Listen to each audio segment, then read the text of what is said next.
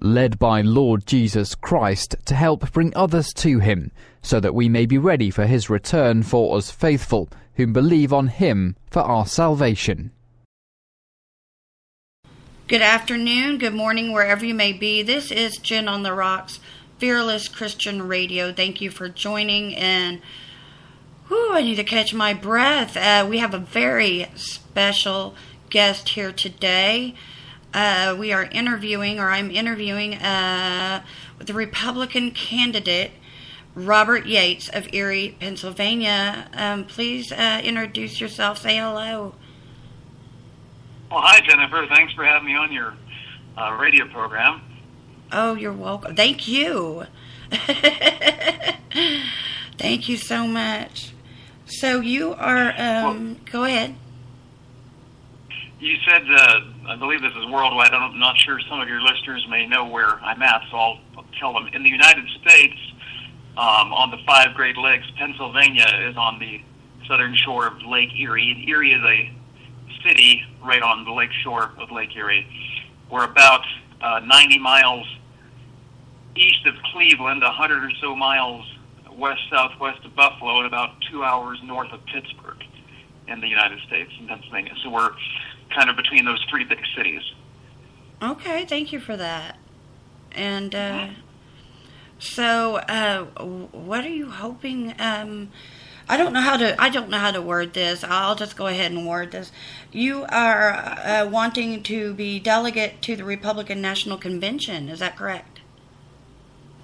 That's correct. I'm a regional chairman of the local Erie County Republican Party, and I've been active in campaigns off and on for about 22 years. And I'm one of the candidates on the ballot for delegate to the National Convention. Now, the way the delegates are elected in the United States on the Republican side is 3 per congressional district. I'm in the Pennsylvania 3rd Congressional District, which includes most of 7 counties.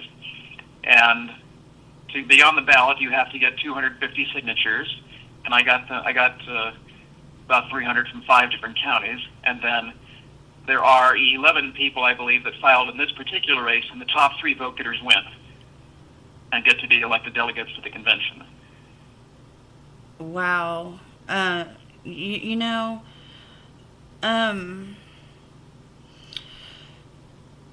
I recall our conversation last night, which I appreciate, and you seem very personable and knowledgeable, which is very important in this.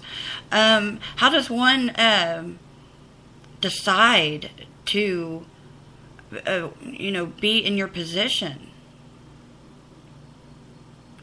Well, I would think years of knowledge of the Republican Party, observing past presidential elections. I've been involved, of course, in local and state elections in recent years, but this is the biggest year of the decade, 2016, in terms of Republican, and I would probably even say Democratic politics, because it's the only time this decade, or for quite a while, that we'll have an open presidency, and nobody knows who's going to win from either party. There's no incumbent. Plus, we have congressional elections, one of our senators, we have state house and state senate in Pennsylvania, and a few local things. So it's a very busy, dynamic, exciting year, and nobody really knows what's going to happen. And if there was ever a good, interesting year to go to a Republican convention, it sure seems like this will be the year. That is the truth, Robert Yates. Yes, that is so the truth. So that's, that actually puts a positive spin on things as well, since we don't know. Mm-hmm. How, may I ask, how popular is the Republican Party in your area? In Pennsylvania or in my county, or both? Both. In Pennsylvania and in your area. Okay. In Pennsylvania, some Republicans can win statewide. Like our current senator, obviously, one of them, Senator Toomey, was elected statewide, and he's up for re-election this year. And we've just had a Republican governor up until 2 years ago. However, in the presidential election, in most of the recent elections in the last 20 years or so, the Democrats have won by a few points statewide. And a lot of that is because Pennsylvania is the sixth largest state. We have, I think, 12.7 million people, slightly more than Ohio, slightly less than Illinois. And but it's a very big, diverse state. There's 67 counties, but we've also got three big cities of Philadelphia, Pittsburgh, and Erie. And the city vote usually tends to be Democratic, and the suburban and rural vote often trends more Republican. So you could have, if you ever looked at the red and blue breakout by county the last few elections for the president, you'll often see that most of the state is red. But Allegheny County, where Pittsburgh is blue. All the counties around Philadelphia are blue, and that's where the population is. So that kind of tilts the overall vote of the whole state. Okay. So we've got that to work against. Every time there's a Republican that thinks he can win Pennsylvania, they say, well, watch out for Philadelphia and Pittsburgh. And then locally, it's kind of similar. I'm right next to the city of Erie, which is 100,000 people, and they haven't had a Republican mayor in 50 years. They haven't even had a Republican city council person in over 20 years. And but we have suburbs and some rural areas that tend to be more Republican. Mm-hmm. Overall, the county has more Democrats than Republicans. But at a local level, it's really the person more than the party. You know, Democrats around here are very happy to vote for Republicans they know, they like, they respect. And so, you know, a lot of people switch across the aisle when they come to vote in the general election. I'm glad you said that, because I was getting curious of whether or not anyone ever switches and what it takes to switch, and so that if they're happy with that, and that's actually very respectable, I believe. Don't you think? Well, one of my questions for you is really, and maybe I'm just putting the cart before the horse. I was hoping to ask this later, but what do you want to express to the voter who might be either turned off from voting this time around, or they're voting for one candidate in order to obtain another candidate?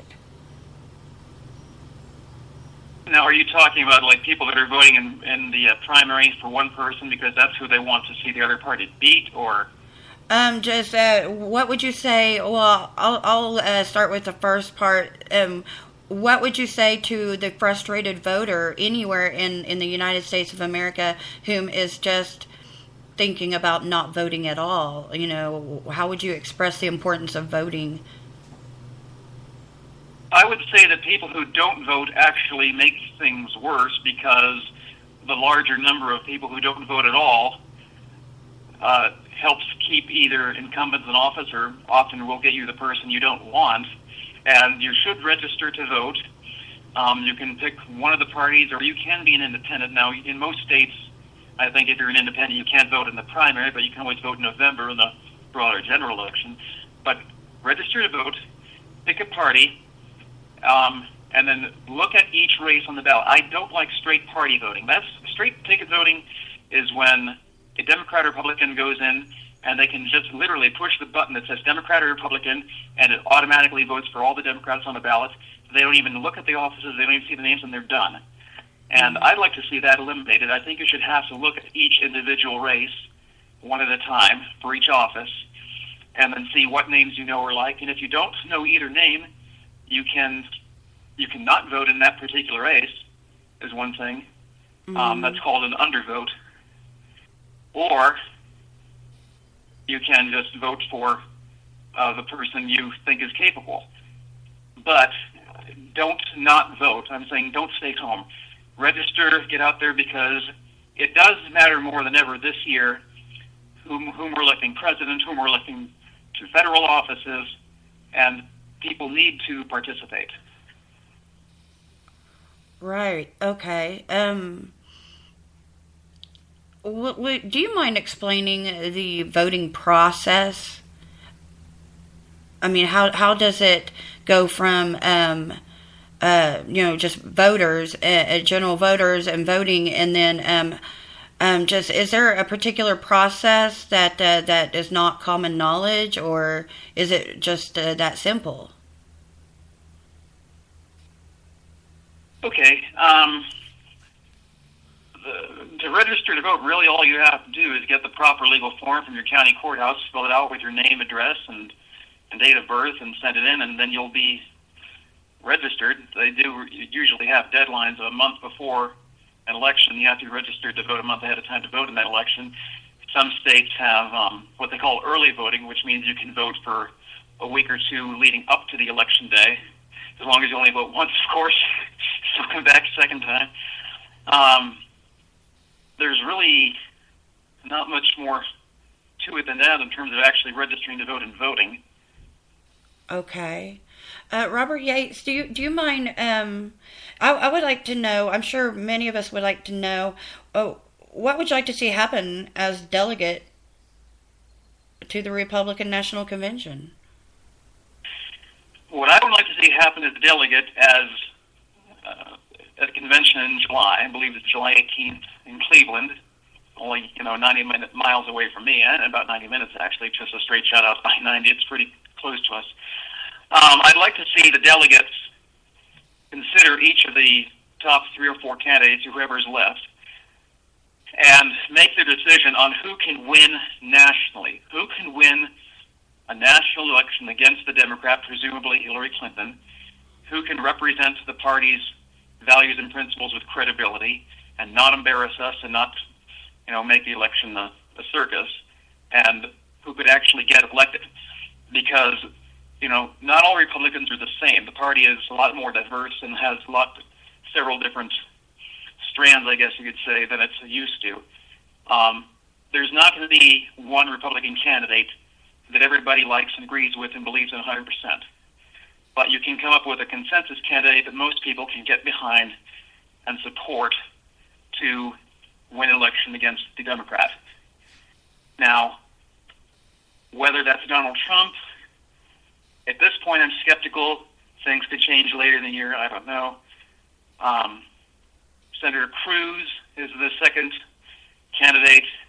He has his strengths and weaknesses. He's an extremely smart man, very well-read, very bright, very articulate. He's limited in experience, however. He's only been elected once, so that was statewide in Texas 4 years ago when he was elected to the U.S. Senate. Prior to that, he'd served in just appointed jobs and other appointed positions in his career as an attorney.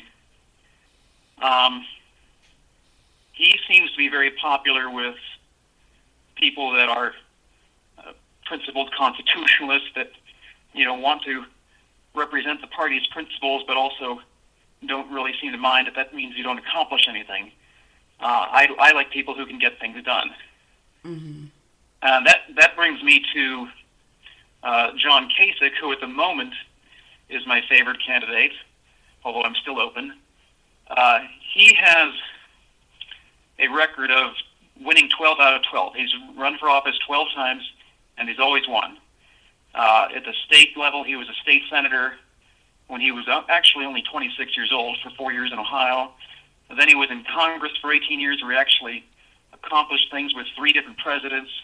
He even got to be the Budget Committee chairman once the Republicans had the takeover in 1994, winning the majority back. He worked with the Republican Congress and the Democratic White House to get the federal budget from dead into surplus, which was a major accomplishment. And then he had 10 years in the private sector, both in broadcasting and banking, and then was elected to governor of Ohio in 2010, and apparently was very successful and popular there because in 2014 he was reelected with 64% of the vote. And that's a major state, right next door to us. It's always a swing state in most presidential elections.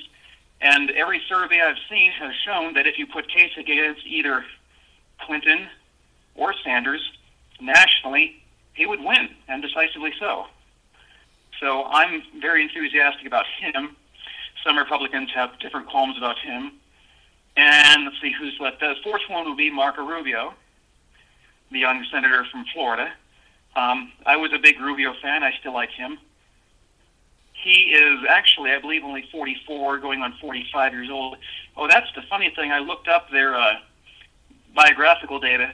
John Kasich is almost exactly 19 years older than Marco Rubio to the day. So he's he's almost old enough to be his father. Different generation there. Uh-huh.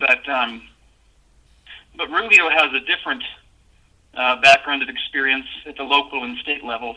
You know, he was a city commissioner, they call it, city councilman, basically, in Miami. Then he was in the Florida State House, where he got to be the Republican majority leader and then the Speaker of the House for a couple of years.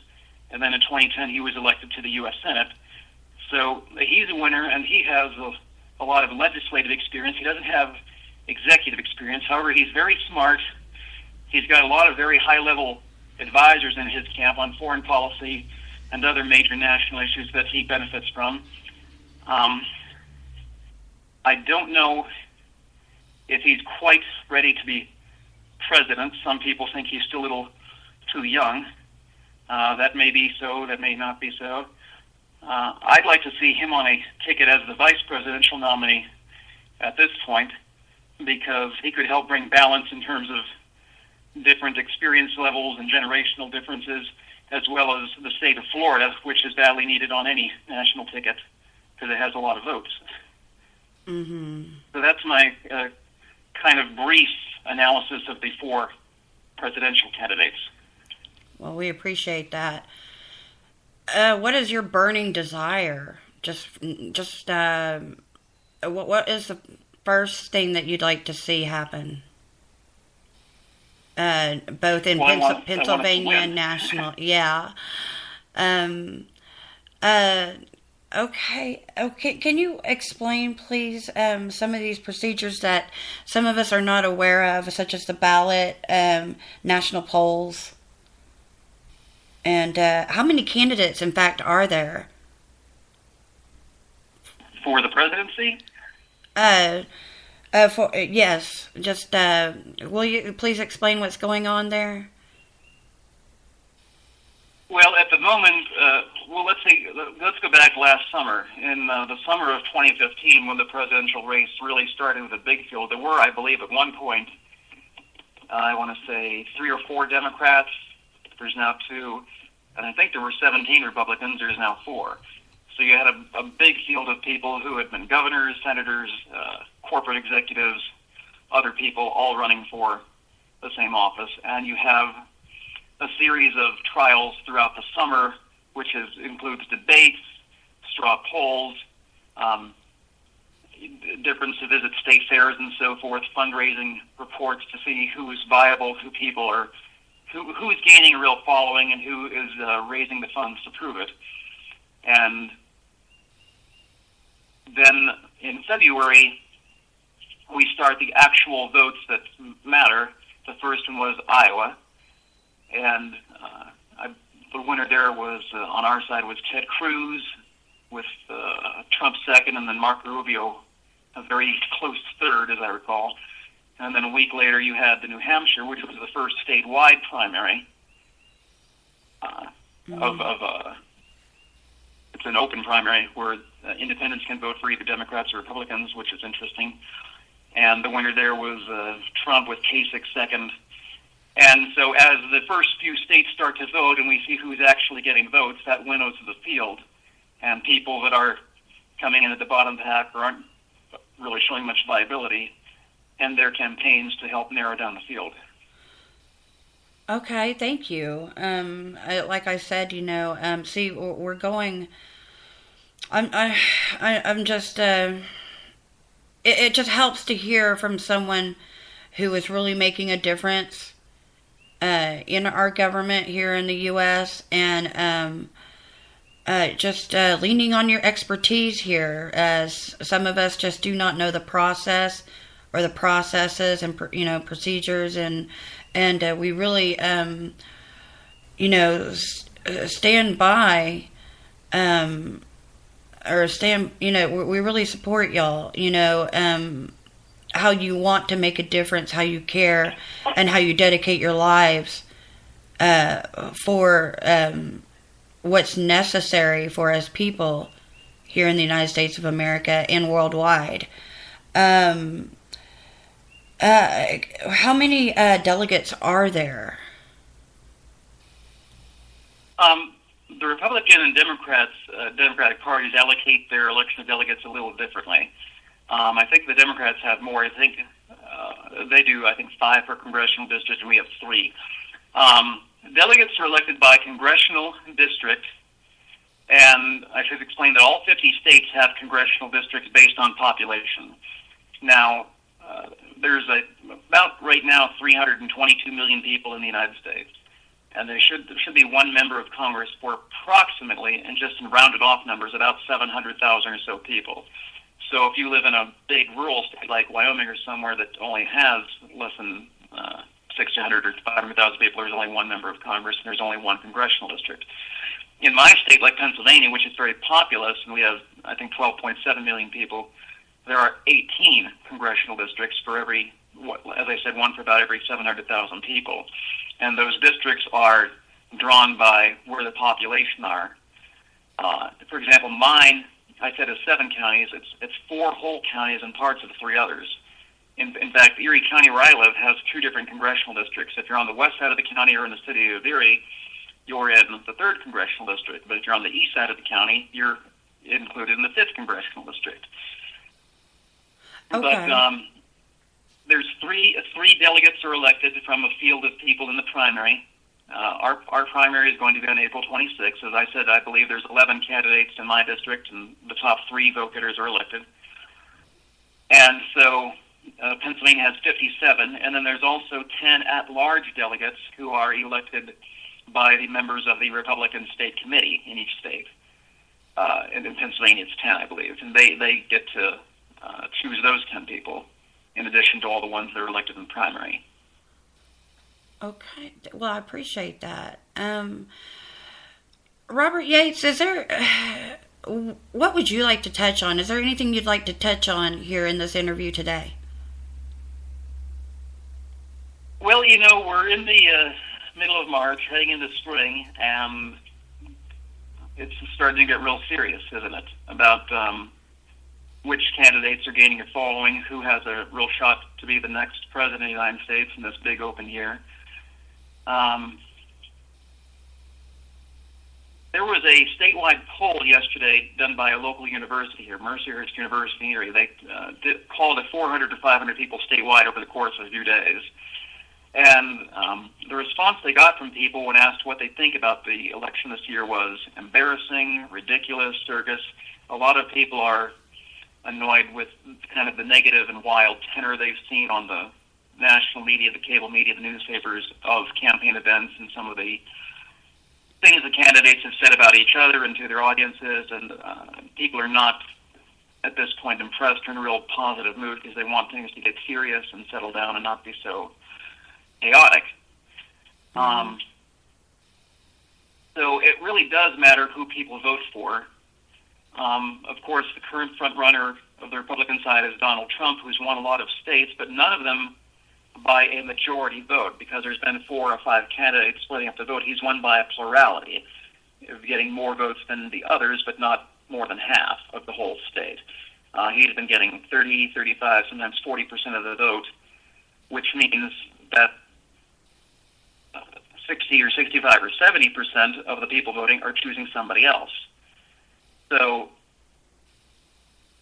it's not a real decisive primary yet either way, because there hasn't been a single state where all of the voters of one party in that state by a majority have said, this is the person we want to be the nominee for president. Now the Democrats have been a little better because they've narrowed it down to really only 2 candidates, Mrs. Clinton and Senator Sanders, and both of those candidates have won majorities or better than half in several of their states.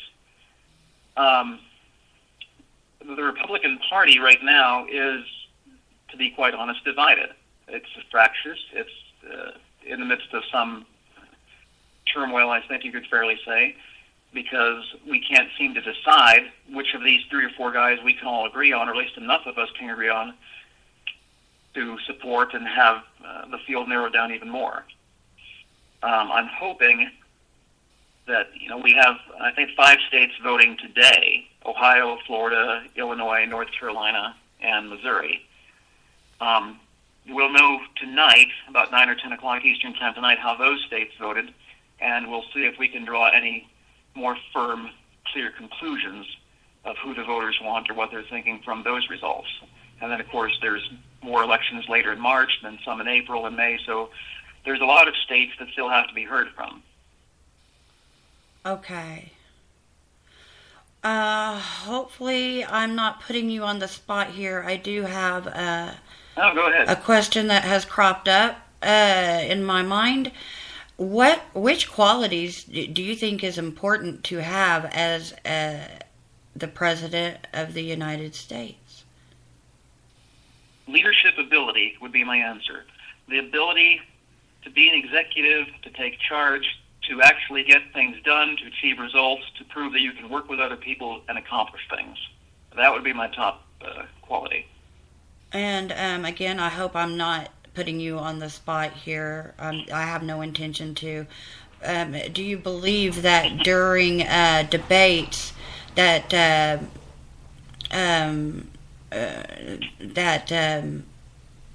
that would be a good time to be representative of that leadership quality? Well, certainly when the candidates are in a debate, as you just mentioned, are asked direct questions on how they would handle something or what their position is, that's an opportunity for them to display leadership qualities. Yes, I believe this. This is how I would go about it. This is how I would work with other people. This is how I can get things done. And some of them can say, well, look at my record. I have a proven ability. I accomplished A, B, and C, and so forth. Right. Totally agree. I've heard this, that it's not that we argue, it's how we argue. Because there's a lot of truth in that. Mm-hmm. When I'm having discussions with friends, I have a lot of friends of the other party, and locally, I mean, to be around here, you have to, because the Democrats have the majority, But, if you're having calm conversations, rationally just discussing facts, names, people, places, things, rationally exchanging valid information and listening to each other, that's totally different than, yelling and just kind of the wild exaggerations or even, some names or foul words that aren't going to persuade anyone or aren't going to get you anywhere. Correct. Is there anything you would like to express or say before we close? Well, just that I hope that if anyone's listening to this in the United States and is thinking about the candidates or thinking about how to vote, I hope you're registered. If you're not, go to your courthouse, get the form, register to vote. If it's too late for the primary for you in your state, there's still the general election is on November 8th. Get plenty of time between now and the fall. I would tell people to read more information than watch. I get frustrated with the cable news programs, and this is not bashing Fox, NBC, CNN, any of them. Just the cable news channels tend to be repetitive, and they tend to be sensationalized. They want ratings, they want drama, they like conflict, and that's what they're going to show over and over. I try to encourage people to read newspapers, to read online columns, magazines, journals, anything where you can read the factual information in black and white and make up your own mind. So I would say register to vote, read your information rather than getting it from television. Try to, pay attention. People have very busy lives now.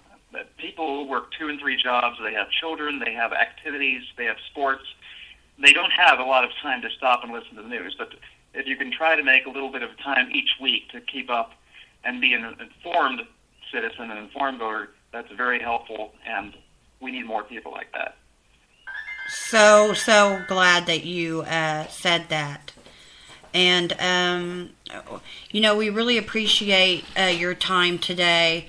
Hopefully this has helped people, voters, to understand everything that you're expressing and get a good picture. Robert Yates, thank you so much for your time today. And we do hope that... Thank you for having me, Jennifer. Oh, you're welcome. Thank you. And please stay in touch anytime you would like. Thank you. Well, once we see how things are going later this spring or later this year, maybe I'll come back and we'll talk about what's happening. That would be perfect. Thank you. All right. Well, this is Jen on the Rocks for Fearless Christian Radio, speaking with Robert Yates of Erie, Pennsylvania. Well, we're just hoping. We're rooting for you to be delegate to the Republican National Convention. All right. Thank you so much. Thank you, Jennifer. All right.